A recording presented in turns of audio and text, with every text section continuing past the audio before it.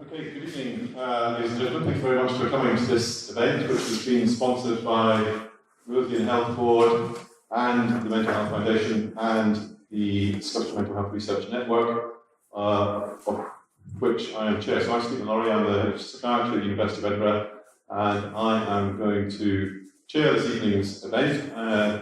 We're very lucky to have Kate Pickett and Richard Wilkinson with us, and they're going to be talking shortly for around about 50 minutes, and then we will have around about 40 minutes Q&A session.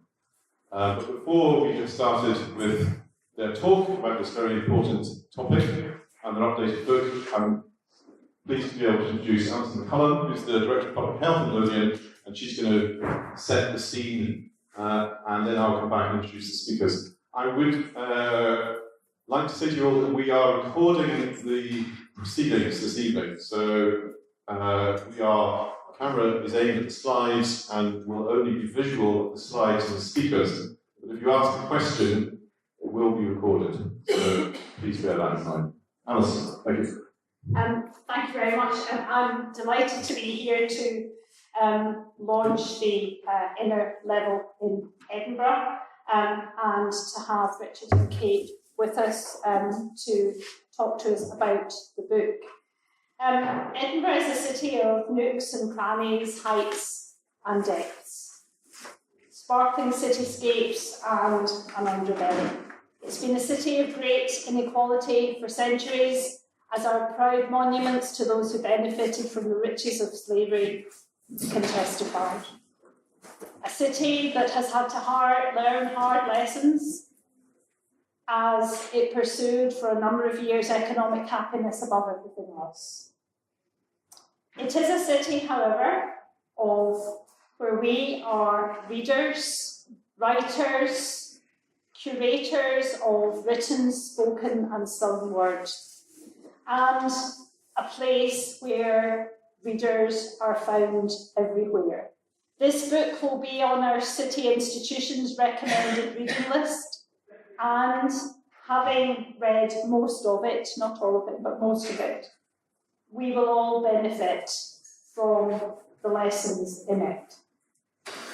It's a city of practical help and quiet kindness, and a city where, if we all work together to be the person who has someone else's back, a city where we together take the tiny steps that will help us achieve the vision in the book, then I will be very pleased to be made redundant, because you won't need a Director of Public Health to speak out from time to time.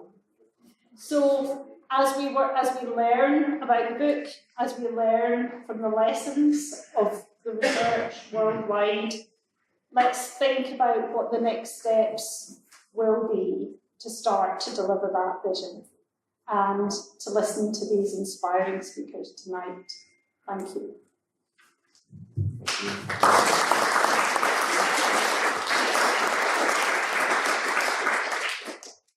So thank you very much, Alison. I suspect that Kate and Richard need very little introduction to this audience. It's a great pleasure and a privilege for us to be able to see them live and talk to us about these very important issues. You will no doubt be aware that their book, The Spirit Level, came out 10 years ago to great acclaim.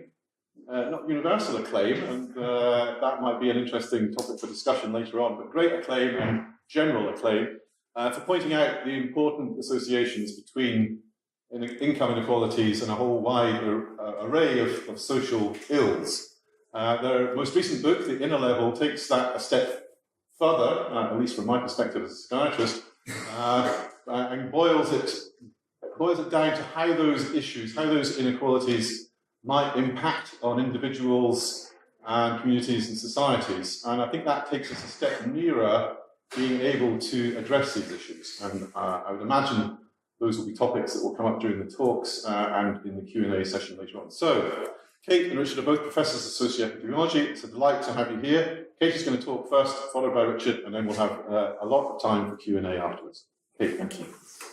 Thanks. Thank you very much for those introductions. Thank you, everybody, for coming. It's a real pleasure to be here. We were in Glasgow last night. It's great to be in Edinburgh tonight. Tomorrow we've got to go to South Korea. We've got no idea what that will be like, but I hope they're as friendly as our audiences always are in Scotland. So I'm going to do the first half of our talk, and then Richard will take over, and then we hope to have plenty of time for question and answers and discussions with you. And then afterwards, out there, they're selling our book, but I did notice that there's a book swap book club over by the toilets, so you can probably get something better after you've had a glance through. So yeah, we're epidemiologists, which is quite a clumsy word. If you look at the front of our new book, Pigeon and a Peacock, and the front of our old book, which is covered in goldfish, you might think we're biologists, but we're not. We're epidemiologists, and that means we study the distribution and the determinants of health and illness in populations. So whereas doctors study those things in individuals and tell you why you might be sick and what's wrong with you, we look at whole populations and groups of people. And we're here today to talk about our new book, but it very much builds on our previous book, which was called The Spirit Level, and was published in 2009. So there are the goldfish. And what that book showed, in a nutshell, was that income inequality, the gap between rich and poor in different societies, is linked to a very wide range of health and social problems. So the bigger the differences between those at the top and those at the bottom, in terms of their incomes, the more health and social problems societies have. And it also shows that those effects are really large, not just little differences between different countries and between different US states, but very large differences. And I think the thing that perhaps surprised people the most was we were also able to show that it isn't just the poor who were affected by inequality. When the divisions between rich and poor get larger, we all suffer. We're all affected by that change. I'll show you one or two charts from the Spirit Level just to get us in the mood for the inner level soon, because we all like a bit of data and statistics, don't we? But also, in a nutshell, what the inner level goes on to show is how inequality strengthens the grip of class and status on us all. So it's much more about those pathways from which inequality causes all the health and social problems we know about. How does it get under the skin, into our minds, affect our feelings, our behaviours, our physiology, etc. We also spend time in the book, and we're not going to talk about this evening, because we don't have time to cover everything, but we also cover a couple of the myths that people tend to use to try and justify inequality in society. And one of those is that it simply reflects a meritocracy.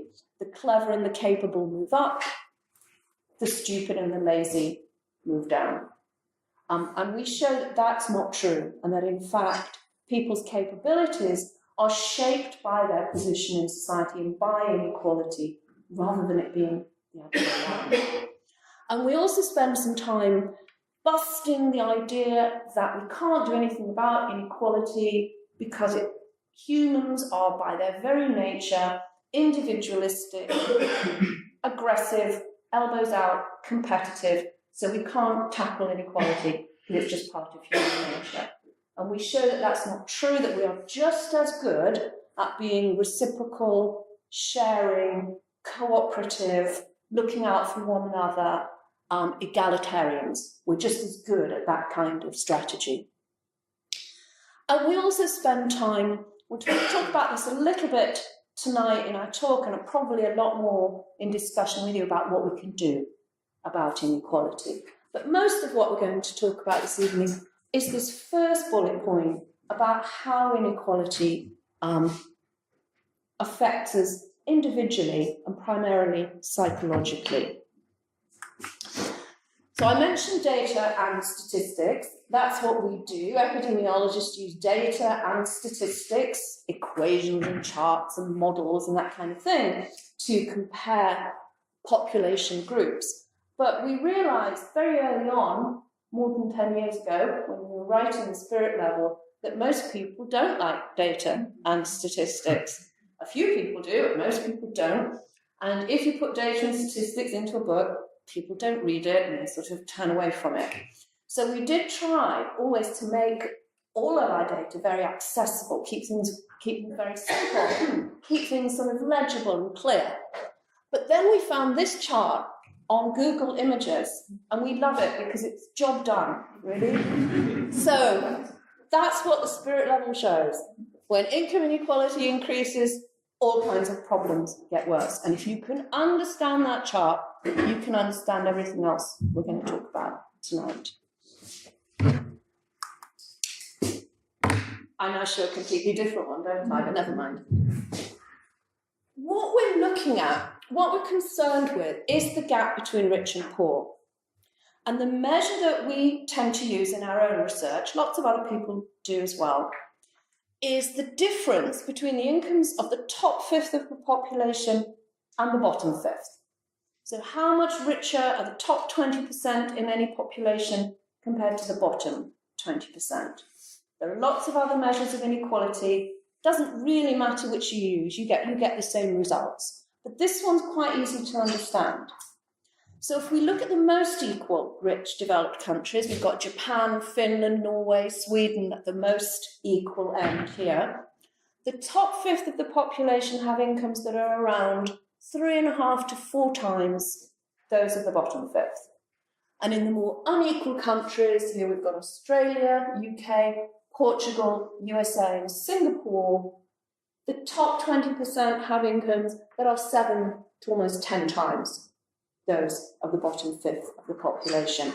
And we've got rich developed countries with varying degrees of inequality on that measure, all the way from the most equal to these more unequal ones.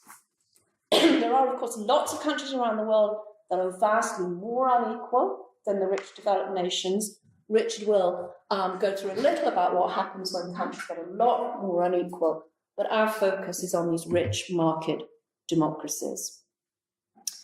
And in our Spirit level book, what we did was gather evidence on health and social problems where we could find really good data that you could compare between different countries, so really reliable sources of data.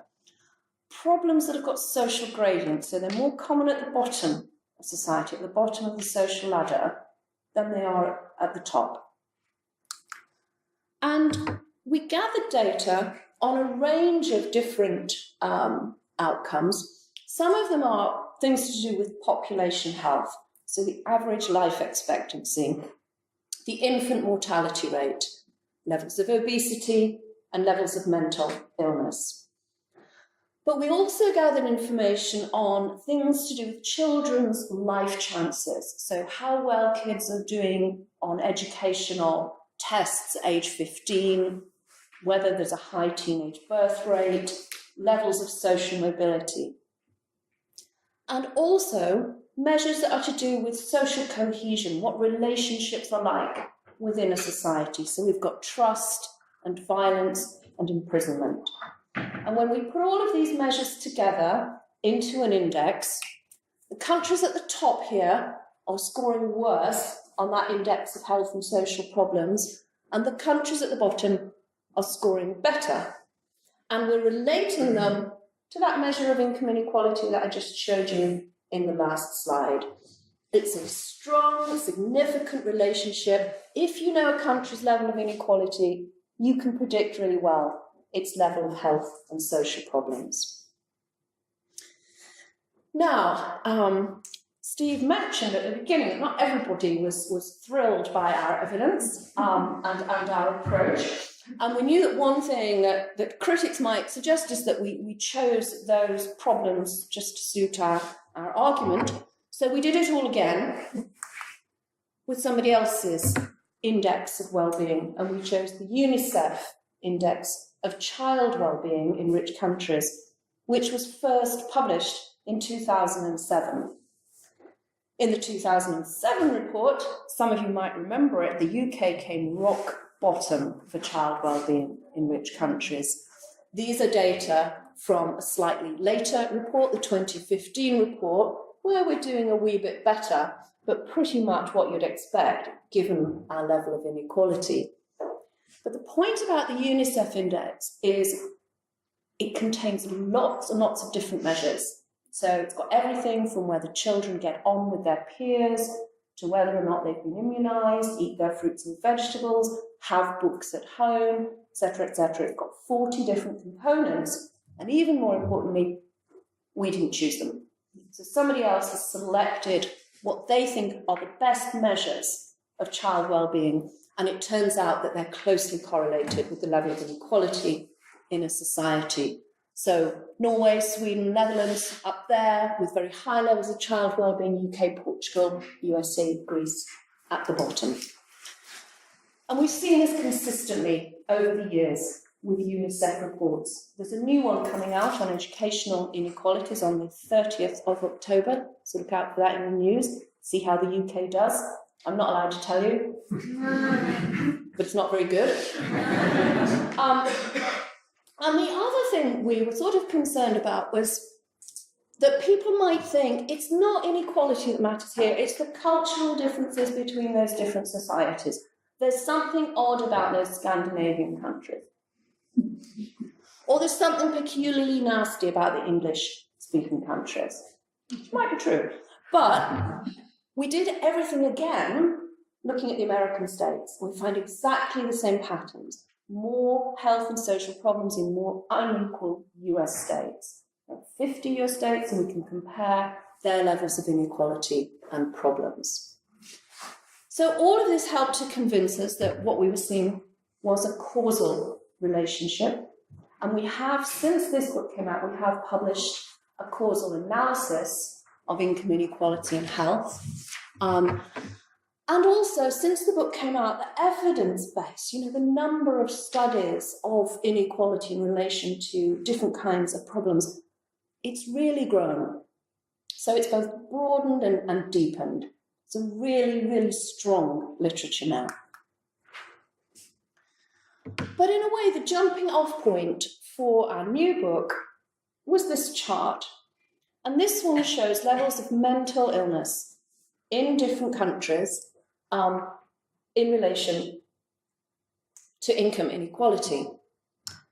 Excuse me. And what we're looking at here are data from the World Health Organization and similar surveys where what they do is try to figure out what percentage of the population have got some kind of mental illness. This is in the past year, it's in the past 12 months. And they don't do it by asking people whether they've been treated for a mental illness or whether they've seen a doctor and been diagnosed, etc., because that might well vary with health systems and culture. Instead, they take random samples of the adult population and they ask them questions about symptoms and feelings and that kind of thing. And then those can all be clustered together to decide who has had some kind of mental illness in the past year. And in the more equal societies, it's around 10% of adults, and in the UK and Australia, 23%, and in the USA, more than 1 in 4 adults, 26%. And when we first published this, we were challenged by a psychiatrist as to whether these numbers were plausible. Did we really believe that 23% of adults in the UK had some kind of mental illness in the past year? To which our first sort of reaction is yes, we do actually. Maybe we're peculiar, but just thinking about our own histories, family, friends, colleagues, people we know, 23% doesn't seem that far off. But anyway, the question is a red herring.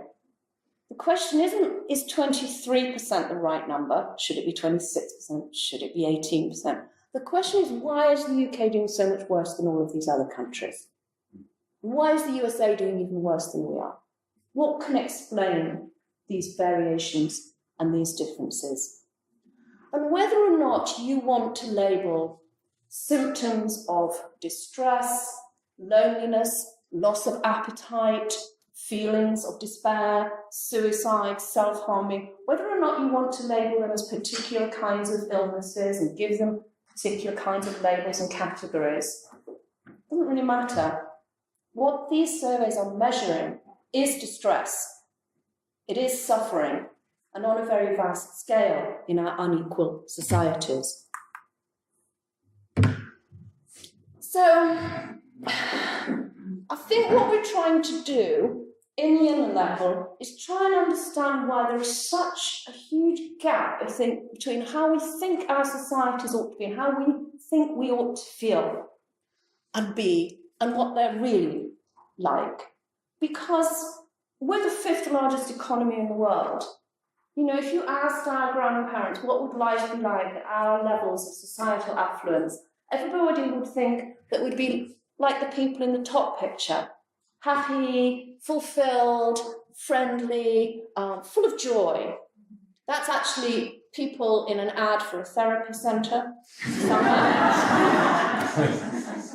Post-treatment, pre-treatment, who knows, but they're putting on a good face. But this is a picture from real life. So these are young people, Oxford Street tube station, going to work in the morning or coming home, not quite sure which, miserable, isolated, unhappy, angry, not talking to one another.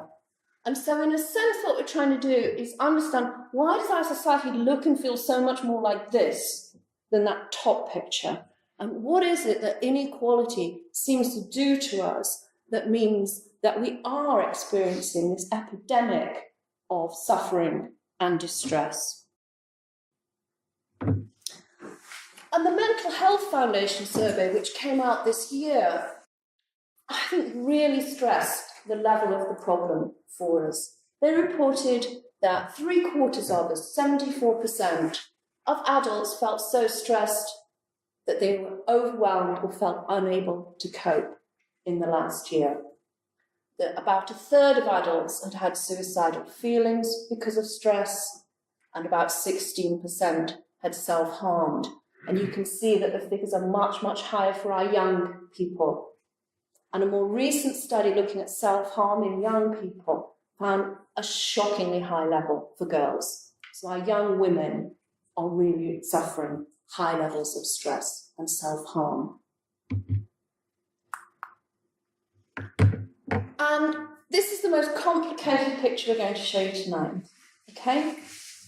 When we first had that graph I just showed you about mental illness, more mental illness in more unequal societies, we guessed, academics call it theorized, but it basically guessing. We guessed that what was going on was that when the differences between rich and poor get bigger, the social distances between us get larger, status becomes more important, money becomes more important, and so we worry about our status more. And so we felt that it would be anxieties about status that would be underpinning that relationship between inequality and mental illness. But we didn't have any data that showed that. We just had some experiments with monkeys and people and some biological bits of data, so we were guessing. But now colleagues in Ireland have shown that this is true. And what we're looking at here are levels of status anxiety. So higher anxieties higher up, less anxiety lower down, in 3 groups of countries. And the top line are highly unequal countries in Europe. The bottom line are the low inequality, the most equal countries in Europe. And there's a middle one. And the data are arranged from richest to poorest. So the poorest tenth of the population in all those countries is over there on the left-hand side, and the richest people are over here. So whether you're in an unequal country in the top bar or a very equal one in the bottom bar, you're more likely to worry about your status if you're poorer. That makes sense, yeah? Less likely to worry if you're richer. But if you live in a more unequal country, everybody is more worried about their status, rich as well as poor. So we see these anxieties about status heightened for the whole population, from very poorest to very richest. And we then also, as well as those great data, which really, I think, helped us feel we were on the right track, came across the work of someone with an even more complicated sort of job title than epidemiologist, neurophysiology, a group of neurophysiologists from the University of California.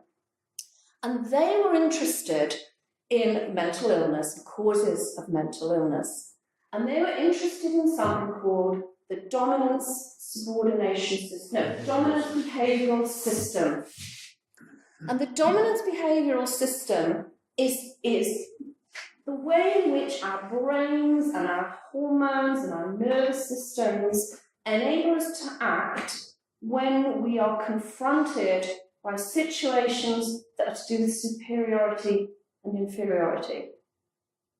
So think of all your David Attenborough animal things. You know, you see two animals get together and one is stronger and one is weaker, and they figure out who is stronger, and the stronger one wins and gets more food and a better nesting site and sex and all of those kinds of good things.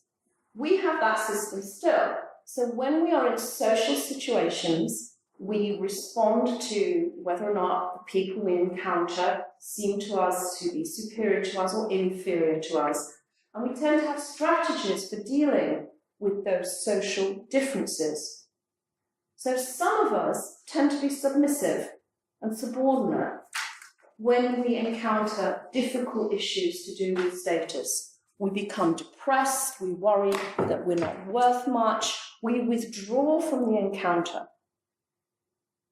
And we see that actually we get more depression in more unequal societies. So more of that kind of submissive, anxious, depressed response in more unequal societies where there are more worries about status.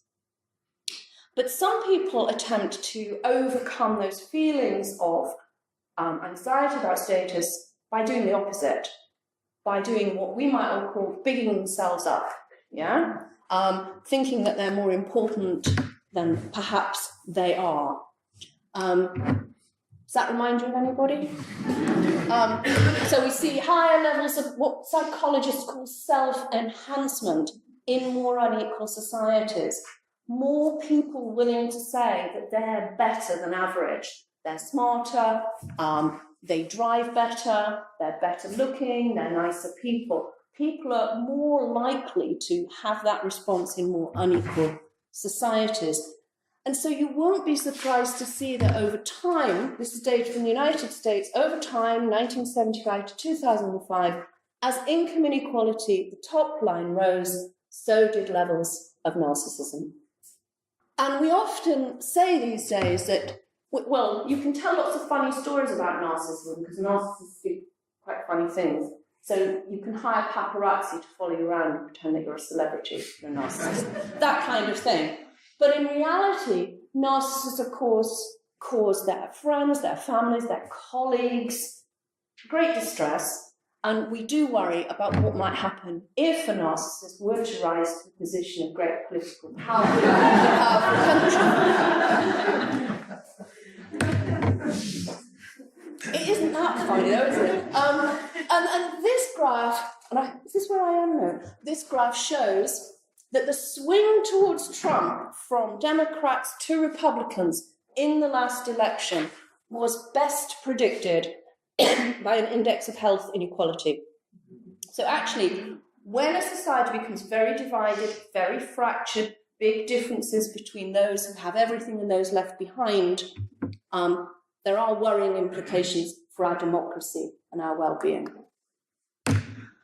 Just before I hand over to Richard, there is another way in which we do respond to anxieties about status and how we feel other people judge us.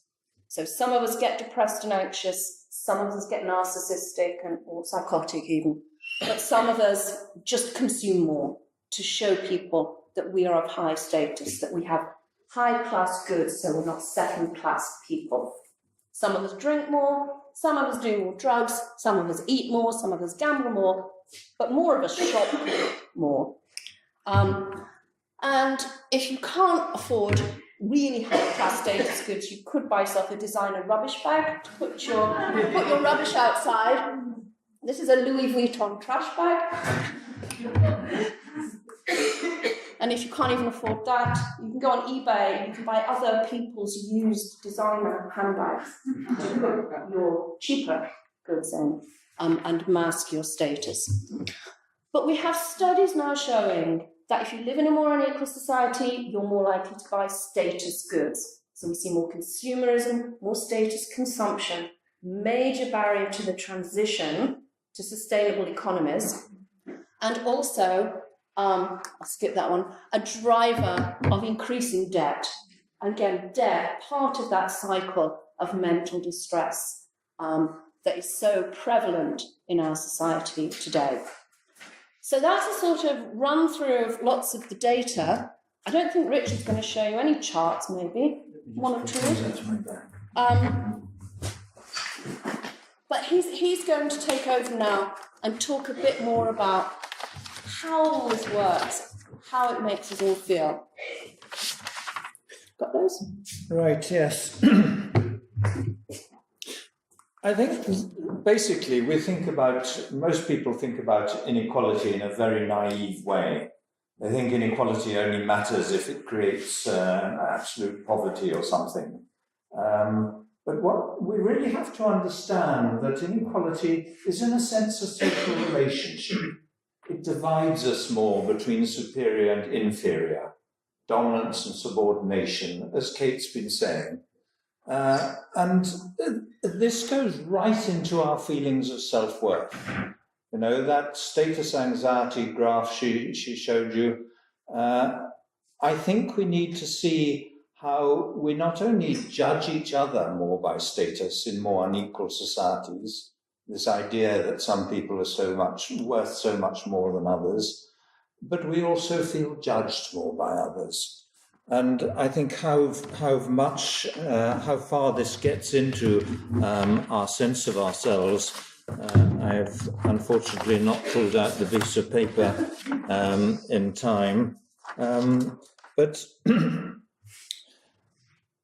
I suspect that the sort of social anxieties people feel, the awkwardness about social engagement, your feelings that, maybe social contact seems rather an ordeal. You have to worry about self-presentation and so on. It's fairly mild with most of us, but we're worried about whether people think we're unattractive or stupid or all these kinds of things. All these things to do with self-worth. But at an extreme level, if I can read this, we found a few quotes on the web, a website called the Experience Project, where people share their experiences of different social difficulties. I'll just read you 4 short quotes. In social situations, I shut down and I tend to be awkward because I'm scared of people judging me and not liking me, so much that I distance myself. I hear people laughing and I immediately think they're laughing at me, which is stupid, but I can't help it. Over the years, I've learned to embrace the loner lifestyle. Someone else says, sometimes I avoid anyone and everyone because I can't stand the thought of them judging me. I'll have panic attacks over something as simple as going into the checkout at Walmart. I do self-checkout so I don't have to talk to anyone. And the last of these quotes, I'm extremely shy around both people I know and don't know. It hinders my everyday life so much that people think I'm making it up. I have no friends. It's hard for me to go anywhere. I always make sure I go shopping in the day. That way I can wear sunglasses or a hat. It's my security blanket from social anxiety disorder. I get tongue-tied and sweaty. Then I feel like they're looking at me and I'm as if I'm some kind of freak. It's a living hell. I struggle with it on a daily basis. So I suspect that we're dealing with levels of anxiety about self-worth that go right down to that level. and which play the divisive role that people have always suspected that inequality plays. And since the French Revolution or beforehand, people have seen inequality as socially divisive at an intuitive level. The difference now is that we can compare societies with statistics and so on. I don't think we're dealing with something when we talk about inequality, income inequality, that's different from class and status. We're, I think, really talking about whether we're dealing with a society that has a very steep social pyramid like that, or much shallower one. And as Kate said, all the problems that are more common in more unequal societies are the problems with those social gradients. So there's ill health and violence and so on at the top of society. They're all more common at the bottom. You all know what parts of Edinburgh kids do worst at school and where health is worst, life expectancy lowest. It's those kinds of problems, more common at the bottom, which get worse when we increase inequality. And so, in a sense, the relationship is extraordinarily simple.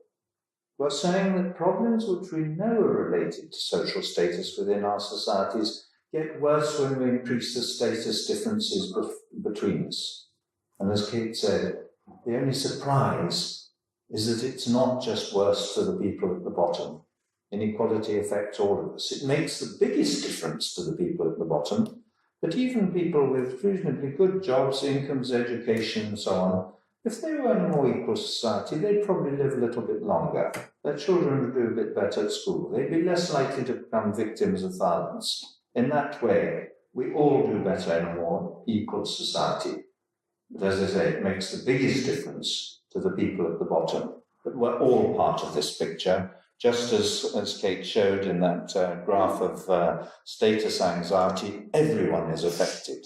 Or if you look at graphs of health inequalities, it's not just a difference between the poor and the rest of society, it's a gradient that goes all the way across. Researchers on health inequalities, people like Michael Marmot, say you can get rid of all the problem of poverty and poor health, and you've got most of the pattern of health inequalities left. You have to have a theory which explains why people pretty far up the scale have higher death rates than people further up the scale. And it really is a pattern that involves all of us. So think of this as something specific to do with problems that have these social gradients. And most of the problems which we looked at in the spirit level are in a sense behavioural. We were showing that there's more violence measured by homicide rates, there are more teenage births, there's more drug abuse. All those kinds of problems are, in a sense, behavioural. People are behaving differently in more unequal societies. So we know that in some way, inequality gets into our heads, makes us behave differently. And our more recent book, The Inner Level, is really about the psychological effects of inequality, how it gets into our heads. I want to get rid of the idea that we're dealing with an effect of different material standards affecting us directly. And I think economists have brainwashed us all into thinking that what matters most is our material living standards in themselves. And so, people start off thinking health inequalities are simply about quality of housing and diet and so on. But what is also extremely important is where your level of living places you in relation to others in society. It's, if you like, a marker of where you come in the status hierarchy. And one of the examples which really shows the importance of social position comes from a study of poverty in different societies. A paper in a journal called the Journal of Social Policy, which is based on interviews with people in poverty in very different countries. So they interviewed people in poverty in Uganda, India, China, Pakistan, Korea, United Kingdom, and Norway. And what is so remarkable is, of course, poverty means quite different things in those societies. And in India, it means living maybe in a situation as bad as that. In Norway, it means living in perhaps a 3-bedroom centrally heated flat with lots of electronic goods and so on.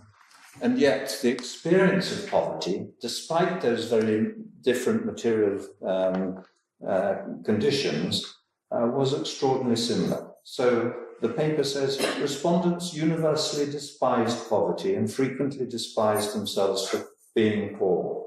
Parents were often despised by their children, women despised their menfolk, and some men were reported to take out their self-loathing on their partners and children. Despite generally believing that they had done their best against all odds, they mostly considered that they had both failed themselves by being poor and that others saw them as failures. This internalization of shame was further externally reinforced in the family, the workplace, and in their dealings with officials. Even children couldn't escape this shaming. No parent was, go straight to the end. For men, relying on others or on welfare benefits was perceived as a challenge to their sense of masculinity. The British father of two children admitted, "I feel like shit. I'm the man in this relationship. I'm meant to be the man to take care of the missus and my kids, and I don't." So see this as about a sensitivity to social status, to low social status, to feeling looked down on. And of course, that's not just the poor. In a sense, we all feel inferior to the people above us in society. Social exclusion isn't something just at the bottom. You know, the people in the big house in our village wouldn't think of inviting us to dinner with them, and we'd probably feel pretty awkward about inviting them back to dinner if they did. This social exclusion goes all the way up, and these feelings of superiority and inferiority go all the way from top to bottom. So we're dealing, as I say, with that evolved sensitivity to social status, and you can see it in things like the relationship between violence and inequality.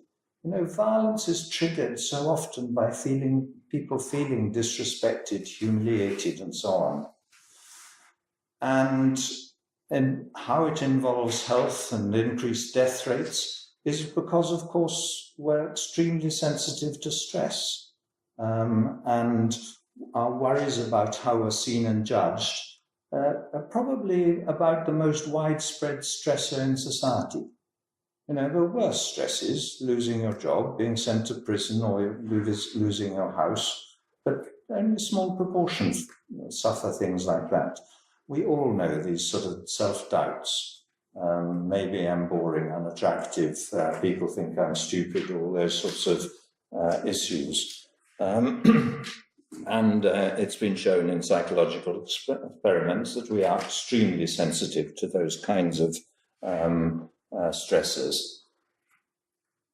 Kate mentioned bullying or the monkey dominance hierarchies. You know, the one at the top is the strongest and the one at the bottom is the weakest. In a sense, the animal dominance hierarchies are bullying hierarchies. I'd love to have data on, internationally comparable data on bullying amongst adults. We don't have that, but there are now a number of studies which show that bullying amongst children, where you can compare different nations, is much more common in more unequal societies. Difference is simply huge. This is the proportion of 11-year-olds who bullied others 2 or more times each month. And it goes from about 2 or 3% at the bottom there, up to well over 20%. So really big differences in the frequency of bullying. And that, in a sense, is what inequality is about. One of the great surprises, at least for me, but I think many others working on health inequalities over the decades, was to recognize that social status wasn't simply important because of the material differences in living conditions, but it had social status has direct effects on health. And also to see that friendship is highly protective of health. That was very much a surprise to researchers all over the world working on these issues. And of course, social status and friendship are in a way two opposite ways we can come together. Either in terms of dominance hierarchies and pecking orders based on power, on coercion, on privileged access to resources, regardless of other people's needs, or friendship which is based on a recognition of each other's needs. In almost any animal species, there's awful potential for conflict because members of the same species have the same needs. And do we fight over everything, or do we share? Do we recognize each other's needs? And so I think that the quality of social relationships has been something that has always been fundamental to human well-being and something we've become very sensitive to. So actually, the number of friends you have, whether you're integrated with other people, whether you're involved in community life and so on, those kinds of issues to do with the quality of your relationships. Good relationships are as protective as, not having relationships, not having friends is as damaging as smoking to your survival over a follow-up period. And really important issues around both these issues, both about different qualities of social relationships. And actually, these things are built into the language. Words like companion are based on sharing of necessities, sharing bread. And it's interesting, even in the communion service, the symbolic religious forms of these is still there. And of course, we eat together because that's about sharing necessities. The symbolism goes very deep into our society and relationships. This American anthropologist who spent his career studying hunting and gathering societies, which were very predominantly highly egalitarian, based on food sharing and gift exchange. He said this: gifts make friends and friends make gifts, because the gift is the symbol that I recognize your need. I'm not going to fight you over access. And the sense of indebtedness that maybe makes you reciprocate that gift, he suggested, is a social compact, the basis of the social compact between people. And often people studying non-human primates talk about touch as the social cement in groups of animals. And of course, touch has an important meaning between us as human beings. We convey emotional support and so on with a touch. But amongst human beings, so much even more important are these little kindnesses we do for each other. The give and take, the reciprocity and so on in human relationships. And actually, we have developed so we know how to play the egalitarian social relationships, friendship. We know how to build and sustain those relationships, but we can also play the game to do with dominance and subordination and being better than other people, or on the other hand, feeling worse than other people, feeling looked down on. We react to that. And so I think what we're dealing with is those kinds of feelings and which kind of social strategy predominates in our society. We use both of them all the time in our everyday lives, but in more unequal societies, we learn to use the one to do with dominance more. Life becomes a more matter of competition between us. And I think just my last major point about this is really evidence that shows what's going on in terms of human relationships. There are lots of studies now which show that involvement in community life, social cohesion, civic participation deteriorates in more unequal societies. you can also see that people trust each other less in more unequal societies, or less likely to agree that most people can be trusted. Very big differences, going from 15 or 20% of the population feeling they can trust others up to 60 or 65% feeling that. People are less helpful to each other, less willing to help the disabled or the elderly. And of course, you get these huge increases in violence, very well researched now. These red dots are American states, blue triangles are Canadian provinces. Homicide rates going from about 15 per million population up to 150. Huge differences in violence. So you lose the community life, the reciprocity and so on. You grow, the lack of trust and violence increases. And then if you look at really unequal societies, much more unequal than the ones we've been showing you data on, places like Mexico, you find people are frightened of each other. Their windows have got bars on their doors and so on, around their yards, razor wire on top, house after house like that. And in South Africa, just the same thing.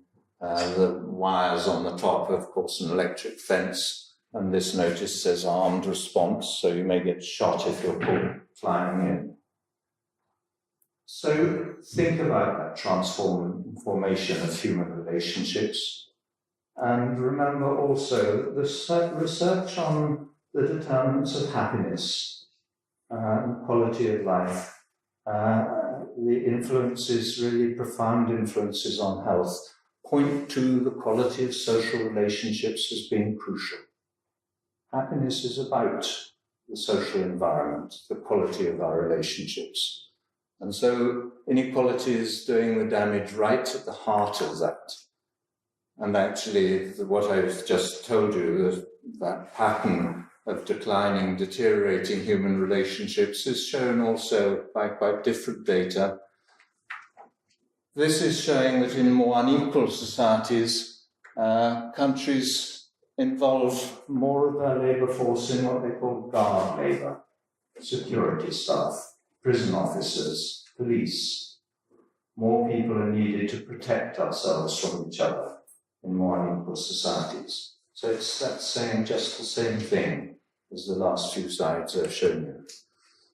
So, what can we do about it? You can reduce income differences before tax or redistribute through taxes and benefits. We have to use both strategies. The main reason, actually, why income differences have grown so much over the last generation is that income differences before tax have increased so much, but also top tax rates have been lowered dramatically. I think that if we rely too much on redistribution through taxes and benefits, those are so easy to undo. If you make some progress there, another government coming in can undo it all so easily.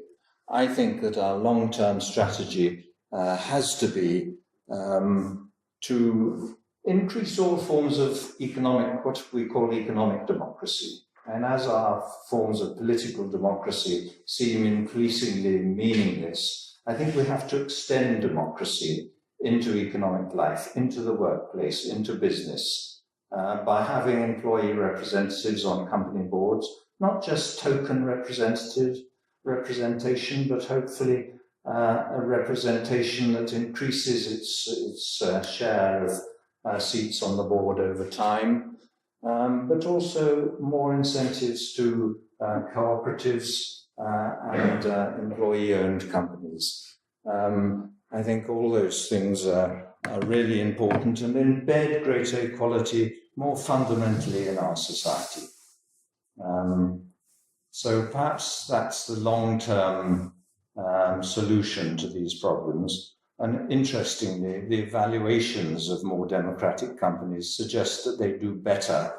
Both they're nicer employers, nicer companies to work for, and they tend to have higher productivity. Fairly reliable evidence from many different studies that actually greater economic democracy is beneficial socially and economically.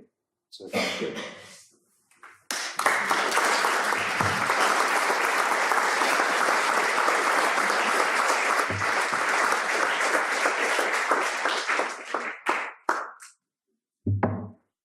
Thank you very much, Keith and Richard. So we've got a lengthy time period now for questions and answers. We're just going to get ourselves sorted out with seats and microphones and things like that.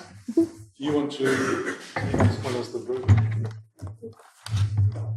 30 minutes. And actually, I'm going to give you my, so I might hold this one and do your roving bit. Maybe we can share the roving bit. Maybe I don't need one. We'll see how we can probably share this. Yeah. Okay, so thanks.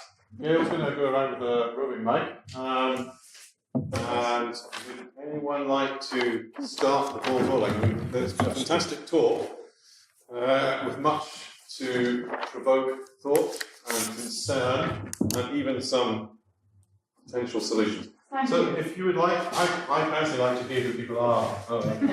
That's I'm nice. Mariana. I'm involved in our local community in North Edinburgh, various gardens and community centres. But I was going to ask you a question about the role of media in, how could I put it, not promoting inequality, but making it seem so much greater. We've heard about what the media has been doing with news or fake news, but this is more to do with celebrities and sports people and so on who seem to earn amazing sums of money, even in the BBC, you know, talking about $1 million or something in contracts for the top people. So this is all becoming very public, and people like us who maybe worked away all our lives in kind of professional job kind of look at it in amazement and feel, we'll never earn that, never did earn that. Our children will never earn that. It's in Hello magazine and other things like that. Do you think that the media has part of the blame for people feeling that their inequality in countries where most people are sort of just managing, at least, if it's not comfortable, has a lot to blame for that? I think that actually it's much better that people know about these inequalities, because I think we suffer the social consequences in terms of vaguely perceived class differences, feelings of superiority and inferiority, when people don't know the income differences.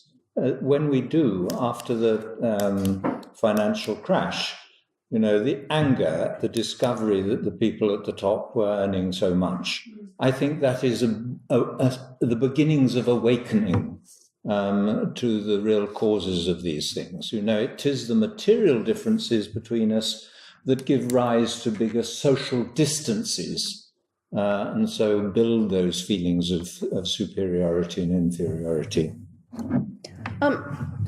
I think the media exacerbate both the upward-looking stuff around celebrity, but also the downward-facing prejudices. Yes. And the way that the media write about those who are poor, those who are unable to work for various reasons, you know, the language that is used, the way in which we are invited to sneer at them and look down upon them, I think is heinous, really.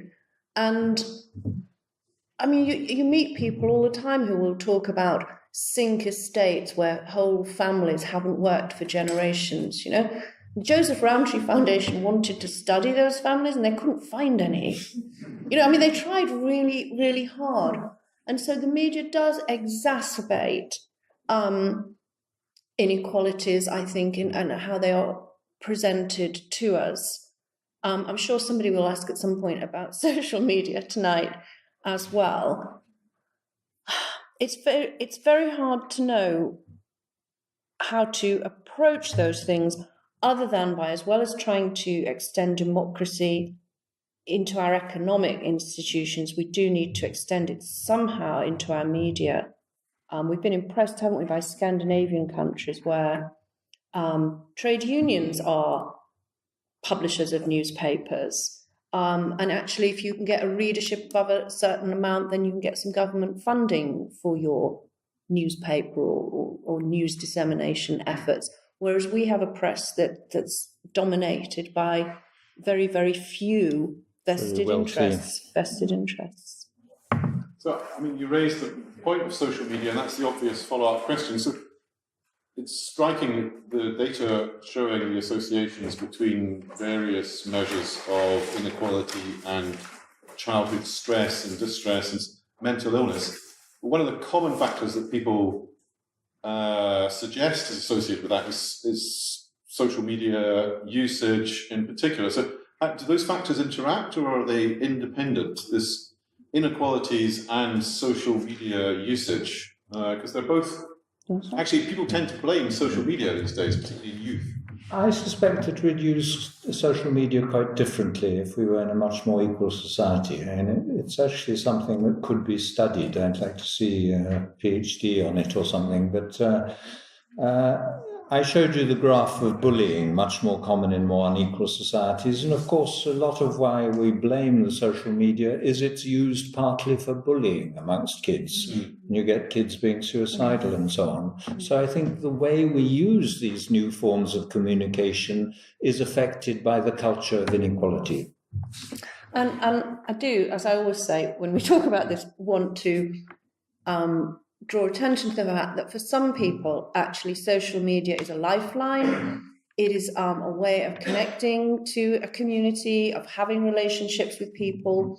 So for some people, it's a very, very positive part of their social support, their networks, their friendships. It's just that it is a tool that in a more unequal, competitive, celebrity and appearance-oriented society can be used in very negative ways. We've got a lady here, lady at the front, gentleman, third row. So, Hello, my name is Eva. I used to work in mental health. I'm very deaf, so speak loudly. So I worked in mental health. I changed just very recently, and what I came across, for example, is that at some point I had a discussion with the manager, and I asked him, do you think that people that feel insecure in their work are cowards? And he said yes. And at the time I was very shocked by this answer, because many people who want to work in mental health are very young, 21, and they would actually believe that they are cowards if they don't stay at work who feels for them insecure. And in mental health, you have a lot of insecure work. And then the other thing which I came across is that as soon as you try to build strong teams, as you said, friendships are important, or kind of trust between colleagues. The immediate response from management was they had to dismantle this team because these people know too much. And this was very depressing. You know, this is not one occasion, this happens like 10 times during 2.5 years. So what would you think about this kind of mentality and thinking, and not actually having any intention to improve quality of work and relationships between people? It's about hierarchy in work in institutions. Can you answer?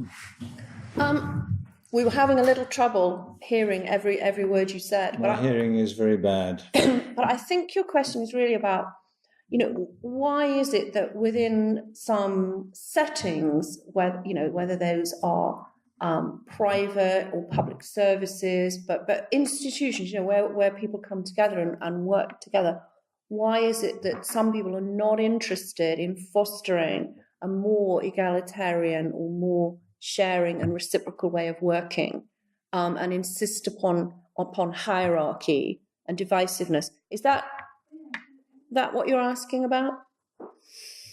I suspect that the people at the top really start to view themselves as infinitely more capable than most of the population. And actually, if you think of companies like most of the multinationals, where pay differentials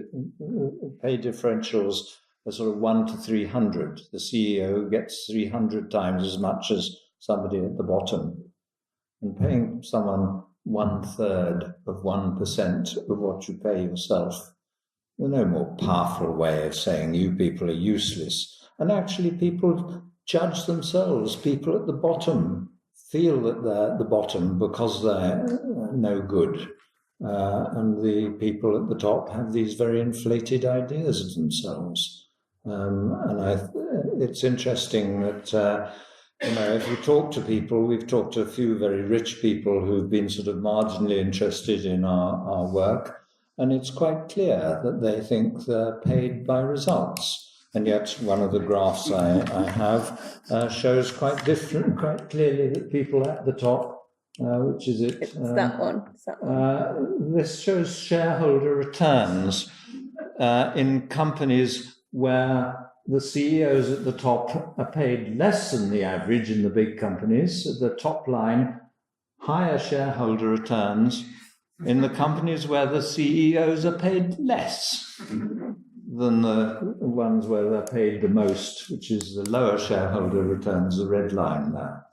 And so actually these people at the top are not justifying their wages are not justified in terms of productivity. And I think that there's a vicious circle. The bigger the pay differences, the more you think there are differences in people's abilities and self-worth. That's true. Yes. Maybe the question Try and mention. Thank you very much. Fascinating, absolutely fascinating. I have about 100 questions, but I'll only do one. One of the things I'm particularly interested in my day job, I work as head of open government in government, and the issue of trust is, we've seen, whether you're looking at the Enderman or Civicus or whatever the measure of trust is. We've seen trust in the press, we've seen trust in NGOs recently, and trust in governments and institutions, all going absolutely downwards. Have you any sense that that's related to inequality? And is it more likely to be, it seems to me, as I look at it, that the more unequal the society, the more divided it becomes and the less people trust. And one of the manifestations of that is what we've just heard about, trust in information. So trust in the press, trust in government institutions, trust in the fact we no longer value experts. That kind of language just seems designed to undermine trust. Yeah, you can start, yeah. I think that the decline in trust, as you said, very generally, not only trust in other people, but trust in institutions, in politicians and so on, I suspect, and they do move together, and I think it's part of the same basic phenomenon, that it's a sense that everyone is more out for themselves. The big rises in inequality, the big step change in inequality in Britain came in the 1980s under Thatcher. We moved to a new level of inequality, and we've been up on a sort of new plateau since then. No such thing as society. And I think we've become a more antisocial society in lots of different ways. But it's fairly well established that. And the causal ordering is also well established, that the changes in inequality precede the changes in trust. I think it takes us to a really dangerous place, though, doesn't it? I mean, the data are really clear about the links. But I think when you lose that trust, not only do you see decline in sort of civic participation that Richard showed, but I think actually you create populations that are very, very vulnerable, and they're vulnerable to populism and they're vulnerable to extremism. Because if people are told repeatedly that nobody can be trusted, that experts can't be trusted, that politicians can't be trusted, I think it leaves them in a very vulnerable position. Richard showed a picture of Mexico. and when we were in Mexico, well, every year we get to visit different countries, and I always put travel guides to the countries we're going to in Richard's stocking, don't I? Every Christmas. And so, and then I read them and tell him where we're going and what's going on. And I put one for Mexico, didn't I, in your stocking? And when I read it, I was really shocked. It said, if you're in Mexico and you have a traffic accident or any kind of incident or somebody steals something, do not go to the police. Do not go to the police. It's not worth it. It'll be worse than if you didn't go. And we still, in this country, we still got the rule of law. We're still hanging on to lots of our democratic institutions, but we're teetering, I feel. And Michael Gove once sat in a radio interview with you and said, Richard is right, before then kind of going around him and saying the exact opposite, which showed he thought he was wrong. And then, a couple of years later, he's saying we mustn't, the British public are fed up with experts. I do worry very much, and I don't think any of us have figured out how to deal with that. How do you deal with teaching people to discriminate the truth from real fake news when they're being told that black is white and white is black? I've got to interject before your question, sorry, but I find that really difficult to understand. You showed us data where the more unequal the state, the more likely they were to vote for Trump, I think. And back in the 80s, we had this really weird phenomenon in where the people who bought and read this scum would vote for Thatcher. It was just, I don't really understand that. Do you have a handle on why that would be? Well, I mean, the very rude people who seem to be response most disadvantaged. Yeah. Are voting. Turkeys voting for Christmas is what it's usually described as. Well, I think people who, when large groups of the population feel left behind and abandoned, then I think they are quite open to strong messages. And it's perhaps more typical of extreme groups that they're willing to give a strong message even if it's not true, more willing to tell people what they think they want to hear, even if they've got no intention of following through. But I don't know. And I think there's sort of dislike of political correctness that people felt was, in a sense, repressing, stopping people from talking about what they felt were important problems, whether things around immigration or race or whatever. It was perceived as a sort of class control by an elite that perhaps they didn't differentiate much whether they were conservative or Labour. And I think that breaking through that were people like Trump who, because they didn't have that political correctness, were seen as, and also Farage, of course, seen as if they were poor boys made good. There was a sense of class identification, and Farage's liking for beer and being photographed endlessly outside pubs and so on, the common man, and Trump too, playing a similar game. And so although they were enormously wealthy, they were seen almost as if they were one of us made good. As opposed to part of this elite who won't recognise the truth in all sorts of ways. I think that there was a process of class identification. False, but it went on. Thank you. Sorry to keep you waiting so long. And we've got two more after you. Thank you. I heard a couple of economists debating recently in the context of a programme dedicated to the future betterment of humanity. Right? It's explicitly a programme that looks at rational analysis of short-term and long-term betterment of the human mind. And both of these economists seem to be confidently in agreement that it's far more important that we aim for more growth, that we aim to increase equality or to tackle inequality. Could you engage with that argument? You can have first go at this. I mean, that is mainstream economic thinking, has been for a long time and still is. there are economists who think differently. And there are certainly well worked out ideas about whether we need steady state economies versus growth economies, whether we actually need degrowth economies. But for anybody who's thinking about planetary boundaries and whether or not we can continue to just grow and grow and grow at the rate we're growing, anybody looking at that can see that we can't, and that the pursuit of growth is going to bump up against those planetary boundaries and get in the way of us creating sustainable economies that can cope with climate change and all of the damage that it brings. There's a huge movement across the world that you might call a kind of post-GDP movement of economists and others, policymakers, campaigning groups, calling for societies to focus on the creation of well-being rather than economic growth, and thinking about the ways to get there. We have a representative at the front from Wellbeing Economies Alliance Scotland. If you look up Wellbeing Economies Alliance online, you'll find a growing movement. Come and join us.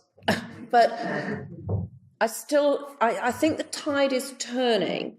I think there are prominent economists, big movements, all calling for things to be different.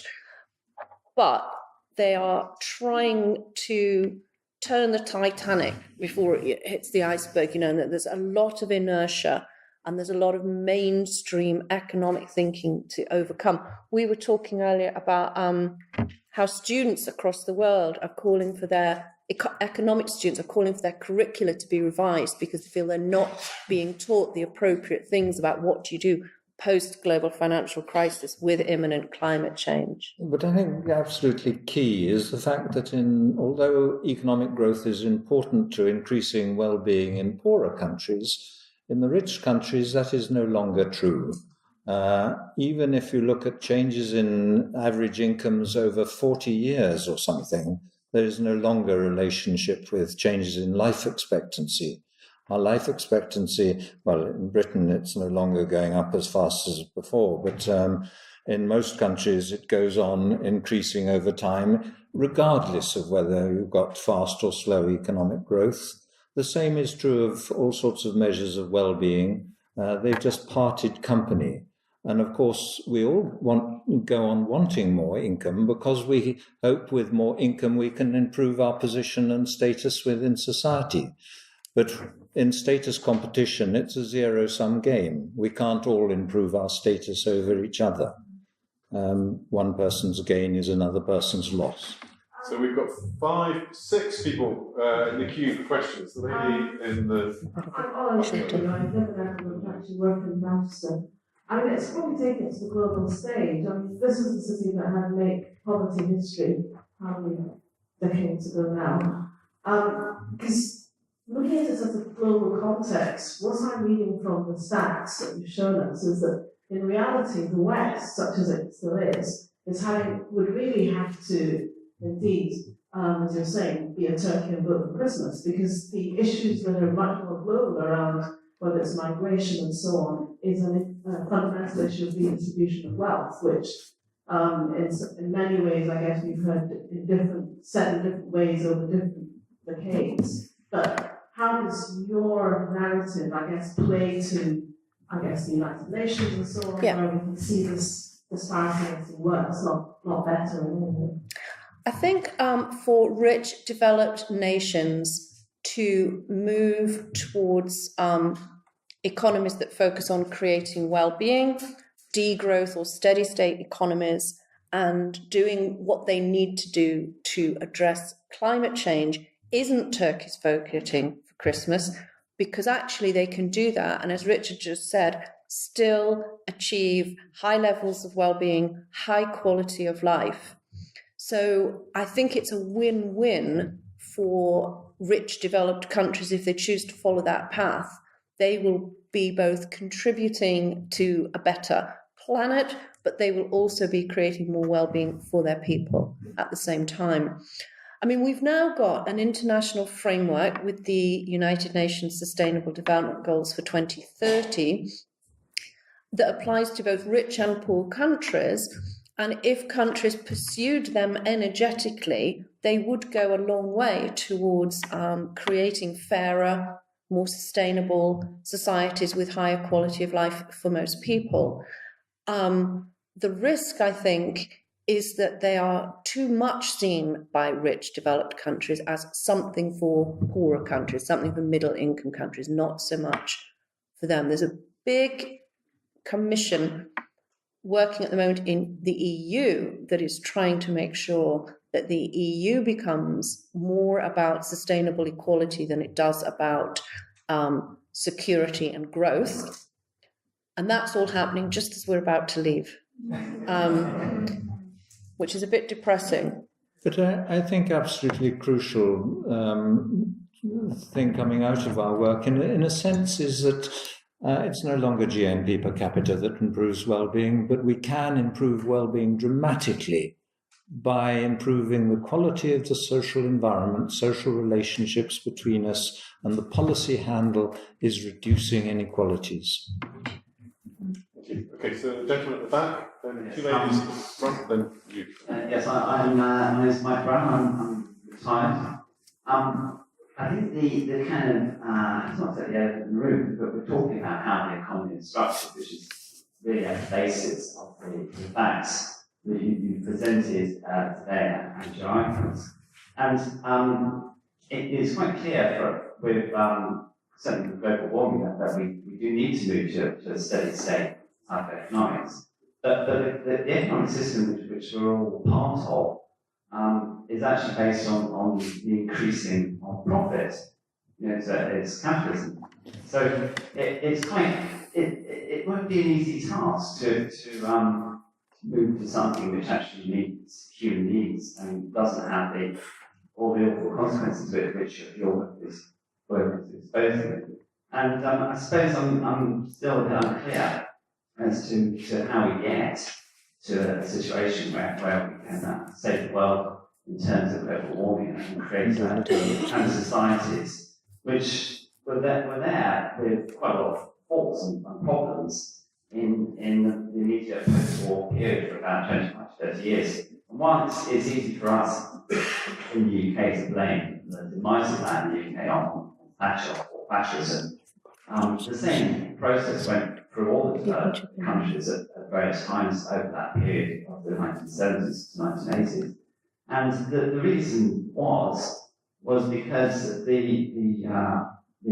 was a crisis really of profitability in the capitalist economy, and the way that was sorted out was to diminish the strength of working people through those actually political and very well organised on working people, which we saw in the miners' strike. So it's these kind of politics which we need to sort of somehow engage with again.